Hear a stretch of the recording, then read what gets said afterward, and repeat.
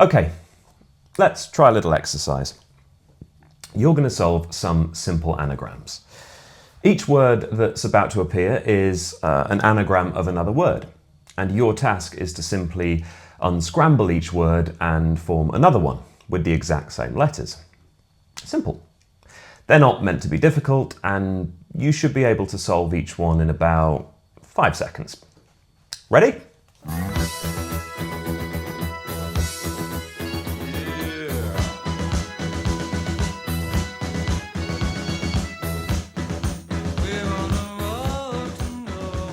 Did you get it? Good. Here's another one.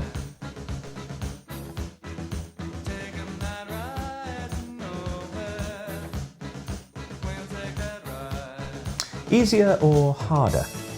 Okay, let's try one more.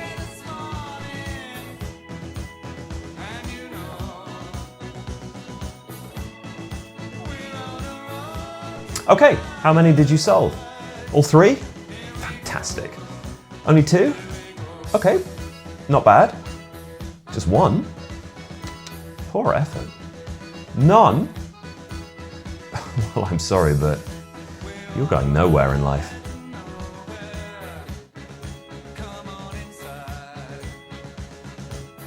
Cherise Nixon at Penn State Erie University ran this exercise with her class. She gave the students on the left-hand side of the room the list of words you just saw. Unbeknown to them, the students on the right-hand side were given another list of anagrams. Bat, lemon, and then the same final one, cinerama. And here's the thing, whirl and slapstick are unsolvable anagrams. There was nothing you could have done with them. The most you could have got in that exercise just now was one of the 3, cinerama. So that was essentially a waste of your time. The first 2 in the other group, however, are easily solvable. Bat becomes tab, lemon becomes melon. So what's the point in this cruel and unfair experiment? Well, if you were in the left-hand group, you'd of course assume that everyone had been given the same words to decipher. Nixon would ask her students to raise their hands when they solved the first word. So imagine the frustration when all those people raised their hands as you stared at whirl, wondering how they'd figured it out. What had they seen that you hadn't seen? Imagine your frustration growing when their hands go up the second time.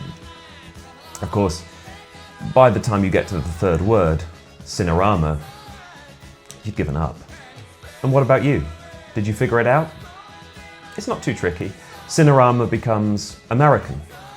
The students on the right-hand side all got it. Those on the left didn't. They gave up. And what point was Cherise Nixon making? Namely, the power of negative storytelling. By the time you get to the third word, you've already categorized yourself as a failure, so why continue? The cognitive blinds have already come down. For the students on the right, however, the story is the opposite. They're smart, successful, they're going somewhere in life. Faced with an identical final hurdle, they perform well, while the others perform badly. It's got nothing to do with intellectual ability, and everything to do with the story that you tell yourself, or that you get told.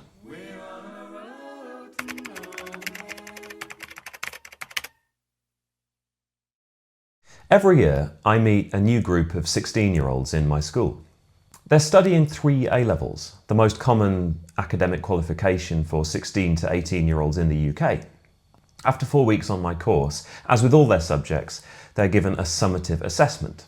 It's a test on the content that they've been learning for 4 weeks, as well as a test of their writing abilities. It's a good way for me to get an academic map of the group, a sense of the intellectual hierarchy in the room. They get feedback on what went well and what to improve, and crucially, they get their very first grade.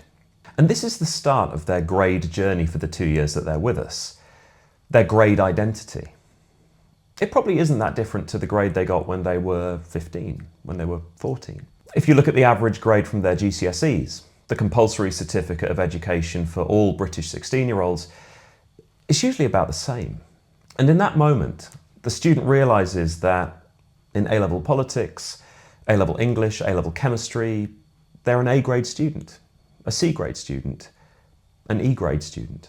What's remarkable is that, in spite of plenty of constructive feedback on areas for development, the grades don't often move that much across their 2-year programme. There's movement at the margins, of course, but it's a small minority of students that will go on a stratospheric journey from, say, E to B or D to A. The conversation is all about the learner journey. And they do a lot of that stuff. It's just often that their grades don't really change. Now, there may be various reasons for this. People's intellectual capacities probably don't change that much throughout their life. But a subject at school isn't necessarily about intellectual capacity. It's got much more to do with competency. And that's something you should be able to learn. Very few learner drivers start off being somehow really good at driving. With good tuition and practice, they will get better. Of course, some people will always have a disposition that makes them more suited to a certain discipline than others. Likewise, there are a small number of people who will never be able to master a certain skill. Some people will never be able to drive. But most people should be able to learn a competency. Everyone should be able to improve. Very few people should be stalling in the early stages of their learning. But all too often in school, students are stalling. Their competency doesn't develop. And grading is part of the problem. So what does it mean to grade? On a basic level, grades are the way in which teachers assess and report student performance. It typically ranges from A to F, or in the case of A-levels, A star to U. U meaning ungradable. But grades are now very much more than that. They've come to be the be-all and end-all of education. They are the quantitative value placed on a student, essentially the measure of his or her worth at the school. Students are constantly told what grade they are working at. They're fed back to parents on a routine basis, and they become a high-stakes ticket to university applications, and thus the source of a great deal of stress. In other words, they become the symbol printed on the forehead of every student, and mirrored back to them on a regular basis. But there's a crucial distinction we need to make in education. Grading is not the same thing as assessing. Assessment is fundamentally formative. It's feedback so that students can learn, and so that the teacher can learn about the student. Denise Pope, a senior lecturer at Stanford who runs a project called Challenge Success, points to the Latin root of the word assessment, assidere, which means to sit beside. Assessment is seeing where a student is with their understanding, what they don't know, what they do know, and then using that to determine what they need. But often we don't sit beside. Quite often, we teachers sit alone at our desks or at the kitchen table at home, grading workbooks and crunching data for management information systems before delivering the marked work to the student in class. There you go. And it's got more to do with teacher accountability than to do with the student's learning. And unfortunately, grades tend to be slapped on nearly every assessment and uploaded to digital systems that parents and pupils can look at. And all too often, it's the only thing the students will look at. Typically, I'll hand back assessments only for the students to immediately turn to the back page, take one look at the grade, and then slide the paper away, either with a sigh of relief or a groan of disappointment. Oh, it's a C, they say. I guess I'm a C-grade student. The grade becomes the story they tell themselves. It defines their self-narrative, and it continues to reiterate itself. The actual comments you write to help them improve, assuming all teachers even do that, are largely ignored. Well, actually, their grades aren't the only things they look at. They also look at the grades their peers got. What did you get? Oh, you got a B. Yeah, I was only 1 mark off Samira, and she got a B and I got a C. Now, sometimes they praise one another, and sometimes they're mean to one another. But either way, the students rank themselves against one another. They quickly create a hierarchy, and grades are a super efficient way to do this. Just as the teachers are aware of the grade hierarchy in the classroom, so the students become aware of it. Their self-narrative becomes an aspect of the classroom narrative. They get an image of themselves as to where they fit into the group hierarchy, and they tend to stay there. But this defeats the point. Assessment is supposed to help them, not define them, and thereby often hinder them. If a learner driver does everything right in a lesson, but fails to indicate when pulling left on one occasion, it isn't particularly helpful to say, well, you're a B- at driving. It's far more constructive simply to say, that was great, but to improve, make sure you indicate every time you turn left or right, and explain why this is important and why it will make them a better driver. It would be very strange for a group of learner drivers to turn up at the centre and be told, well, you're an A, you're a B, you're a C, you're a D. Of course, a narrative of, I can't do this, may take hold. It often does. But we don't need to facilitate that narrative with constant reminders of a grade, and even worse, to visibly construct a hierarchy for all the learner drivers to fit into. So the key question is, does it work to abstain from grading the students and simply to provide formative feedback? And the answer is a resounding yes. Black and Wiliam's seminal research on formative assessment, taking place over a 10-year period, shows that feedback given without grades leads students to actually focus on improving, rather than ranking themselves against each other. In his 2005 paper, Keeping Learning on Track, Dylan Wiliam examines a case study in which 132 students were given 3 types of feedback: just a grade, just comments, or a grade and comments. What they found was that those given only a grade made no improvement in the next assessment. Those who received a low grade, in fact, completely lost interest.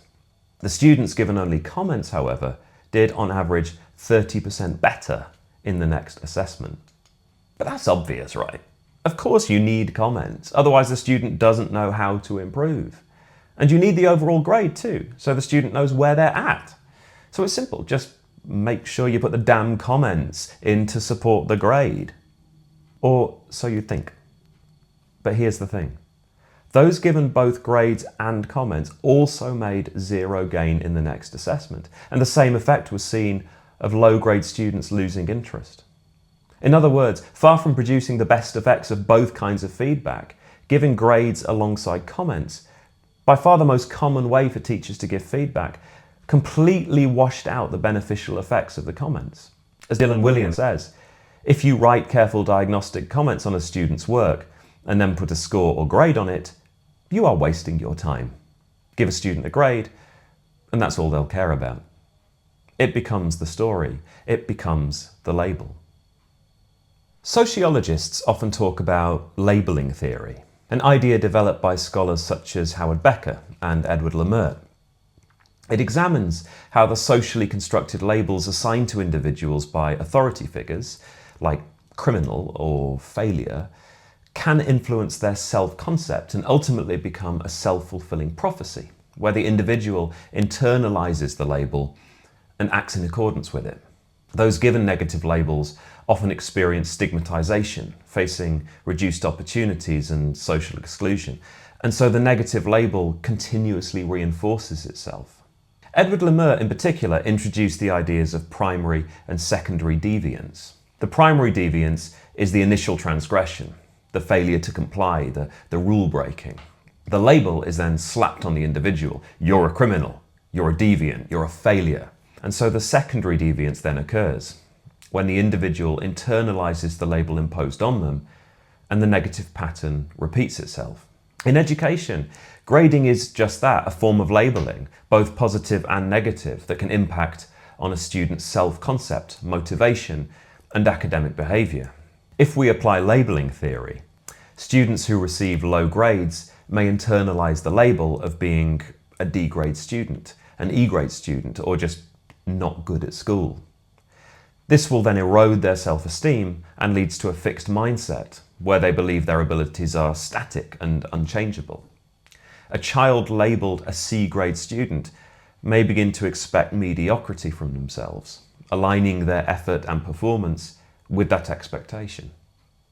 This then traps students in a cycle of underachievement, even if they have the potential to excel. Teachers and peers may also respond differently based on the label, offering fewer opportunities or lower expectations to those labelled as low achievers, further reinforcing the cycle. Conversely, students who get the A's and B's are positively labelled, high performers, go-getters, receiving more teacher attention, more praise, more opportunity, and the high achievement repeats itself. Or in the worst case scenario, they buckle under the pressure of their high status and the expectations of the teacher and the parent. Moreover, due to grades creating social hierarchies in the classroom, high-performing students are respected while low-performing students are stigmatized. This social dynamic then encourages the high grade and alienates the low grade students, disengaging them from their learning. And what else do we know about negative storytelling and the pressure of labels? In the mid-90s, Claude Steele and Joshua Aronson conducted a groundbreaking study showing that black students who were told to identify their race before taking an academic test performed worse than those that didn't have to identify their race. The same effect wasn't observed in white students. Steele and Aronson called this phenomenon a stereotype threat. That is, if you fall under the banner of a negative stereotype, in this case, that black people are less smart, there's a good chance you may unconsciously conform to that negative stereotype. When reminded about the social label you've been given, black, white, male, female, gay, straight, and all the baggage it carries, the heightened state of awareness tends to consume cognitive resources necessary for the task at hand. Repeated experience can lead to a vicious cycle of diminished confidence, poor performance, and loss of interest in that subject. And it doesn't just stop at black students. Further research from the mid-2000s shows that women perform worse on maths tests when reminded of the bullshit stereotype that men are better at maths. Now, of course, this study has massive and quite horrific social implications, but the one examined here was academic performance, how the intellect buckles under the weight of a label. And it gets worse. Individuals experience a higher degree of stereotype on tasks they really want to do well on. If this is a high-stakes end-of-year exam, the one that gets you into a top university, and you enter it with a label on your head, chances are you're going to do even worse than usual. Now, we need to be careful about mapping these findings onto student learning. A grade is not your social identity, and students are rarely, if ever, asked to write down their previous grade at the start of an exam.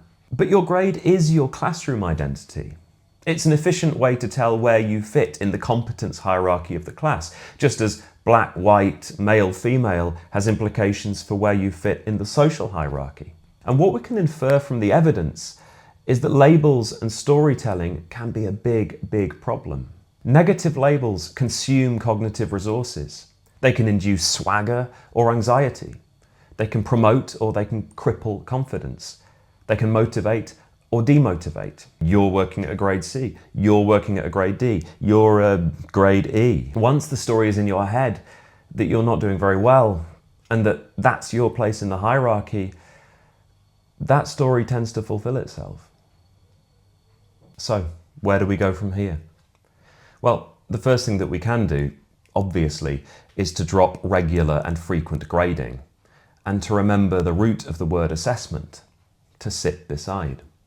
We should see a student's work as something that they and the teacher can learn from and which stimulates a conversation rather than a self-fulfilling label, negative reinforcement, and a toxic classroom hierarchy. Instead of grades, we should emphasize formative feedback that highlights progress and effort, encouraging a growth mindset, where students can see their abilities as malleable. Work should have detailed feedback that provides constructive advice without assigning a label.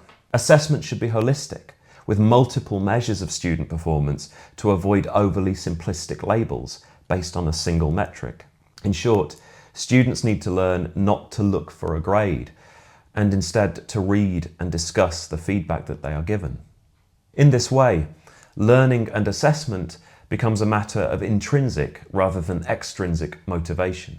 As Denise Pope at Stanford says, rather than chasing grades to please your teacher, please your parents, to get the scholarship, get the job, to assert your place in the social hierarchy, learning and assessment becomes just that, a matter of learning, of developing a skill, of personal growth. Of course, extrinsic reward is important. We need education to get a job, to get an income, to help the economy. But as long as we're focusing on extrinsic reward every step of the way, i.e. by grading work every 5 minutes, we're in fact damaging the educational prospects of many students and harming their ability to get that scholarship, to get that job, to feel good about themselves. And I know that every teacher, every school manager out there is screaming, we can't not grade students. Yes, occasionally students do need to know how they're doing, as do parents. And teachers do need a way of reporting student progress and generating summative data, sure. But the key here is to shift the emphasis. When a student gets a piece of work back, their instinct should not be to turn straight to the back and look at the grade and then file it away, while simultaneously filing themselves away under the label of success or failure. The grade may come at the end of the semester. If you want to be really radical, grade them just once at the end of the year. If there is a need to report grade data on a regular basis, then we might want to consider reporting our grade data but without revealing it to the students. Is there an ethical dilemma in doing so? Well, maybe. Ultimately, this is a matter for schools to decide. But unless we do something urgently, we will perpetuate bad educational practices, negative reinforcement, stereotype threat, social inequality, and toxic hierarchy. Lose the grades. Thanks for watching this video. This was part of my Philosophy of Education series. I am a teacher and also a philosopher of education. Please do like and subscribe for the next video in this series, and I'll see you on that one. Bye. All right, that's enough.